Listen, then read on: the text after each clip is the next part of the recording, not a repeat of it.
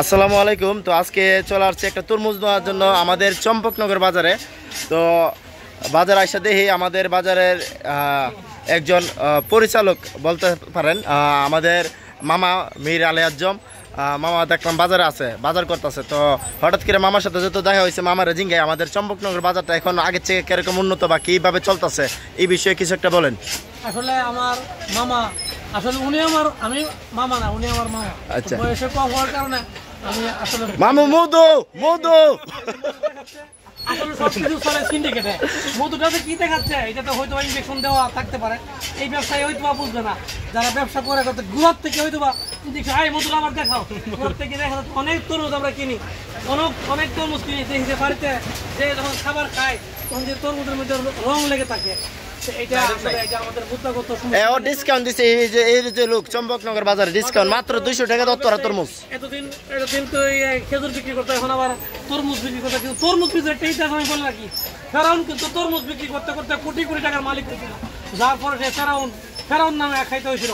তবে তরমুজ ব্যবসা থেকে আমি মনে করে দেই, তরমুজ ব্যবসায়ীরা ভালো ব্যবসায়ী, তো ফেরাউনের মতো যদি না হয় অবশ্যই আমি মনে করে দিলাম ব্যবসায়ী তোমাকে। আর আমাদের চম্পকনগর বাজার সম্পর্কে একটু বলেন যে আমরা বাজার ভালো ব্যবসায়ী এই ফেলটা সৌদি আরব থাকতো, ব্যবসা বন্ধ করে সৌদি আরব ব্যবসা বন্ধ করে এখন এই বাংলাদেশে এসে ব্যবসা করতেছে। তার মানে আমার মনে হচ্ছে যে সৌদি আরব থেকে এখানে ভালো ব্যবসা হচ্ছে, এটাই মনে হচ্ছে। ভাইরা বাতিজা ভালো আছো? আচ্ছা, তোমার ব্যবসা কেমন হচ্ছে? সিন্ডিকেটের ব্যবসা নাকি সুলভ মূল্যে বিক্রি হচ্ছে? সুলভ মূল্য। আচ্ছা, সিন্ডিকেট তাহলে সুলভ মূল্যে বিক্রি হচ্ছে। তোমরা লাভ করবার, জনগণ যেন সুবিধা পায়, এইগুলো খেয়ে যেন মানুষ আনন্দ পায়, তোমাদেরও সব হবে, মানুষেরও সব হবে, মানুষ যেন শান্তি পায়, সুখ পায়। অবশ্যই। তো আমাদের বাজারটা তো মোটামুটি এখন সবজির কোনো কমতে নাই, এখন এই তো আমরা এলাকার সবজি রমজানের সময় বেশ ভালো ছিল, এই 16 বছরের পরে রমজানে বেশ ভালো ছিল। এখন আবার হু হু করে বাড়তেছে, যেমন পেঁয়াজের দাম কিন্তু আজকে 70-80 টাকা হয়েছে, 70 টাকা হয়ে গেছে। তবে ব্যবসায়ীদের সাথে আলাপ করে আমি এটা জানলাম যে আরো একটু কমতে পারে, এখন অবশ্য বাড়তেছে। মানুষ আসলে কিছুদিন অফ থাকতো তাইলে ভালো ছিল, মানুষ ওই মহিলারা দাদা আসতে কেনে এগুলো কি আর দাম বাড়ছে। অবশ্যই অবশ্যই মামু। তা আপনাকে পাইছি যে এই চম্পকনগর বাজার সম্পর্কে কিছু তথ্য জানতে পারছি, আপনাকে অসংখ্য ধন্যবাদ। এখন বাজারের পরিবেশটা একটু ভালো, বাজারে ভালো অবশ্যই। এবং তবে ব্যবসায়ীদের প্রতি আমার কথা হচ্ছে, ব্যবসায়ীরা কিয়ামতের ময়দানে শহীদের সাথে ব্যস্ত যাবে। যারা সৎ ব্যবসায়ী করে, যারা বেজাল দেয় না, যারা মাপে কম দেয়, তাদের জন্য হচ্ছে জাহান্নাম। যারা সঠিক মাপ দেয়, একটা জিনিস লাভ করবে কিন্তু অত্যাধিক লাভ করার আগে ঠিক না। এইভাবে ব্যবসা করার জন্য সকলের ব্যবসায়ীদের প্রতি আমি আহ্বান জানাবো। অবশ্যই কোরআন অনুযায়ী, হাদিস অনুযায়ী অবশ্যই নাফে কম দিও না, কেজিতে 15-20 টাকা লাভ করো, সমস্যা নাই।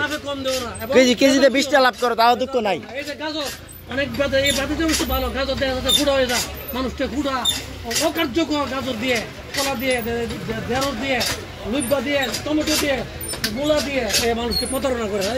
তার কথা আমি বলতেছি না, অন্য অনেকে এমন প্রতারণা করে থাকে, সেই দৃষ্টিভঙ্গি থেকে আমি কথাগুলো বলছি। আর আমাদের গরুর বাজারের ব্যাপারে কিছু একটা বলেন। গরুর বাজার গেলে আর একটু সামনে যেতে হবে, এখান থেকে মাঠ দেখা মাঠ ভরাট হয়েছে, এখন কলেজে যাওয়া লাগবে।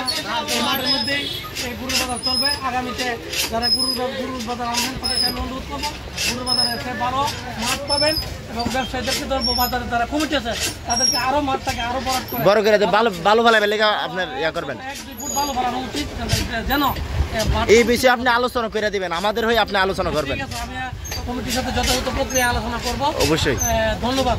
অবশ্যই না মামা, অবশ্যই আপনাকে ধন্যবাদ, আপনি যে সুন্দর কথাটি বলছেন। আলহামদুলিল্লাহ।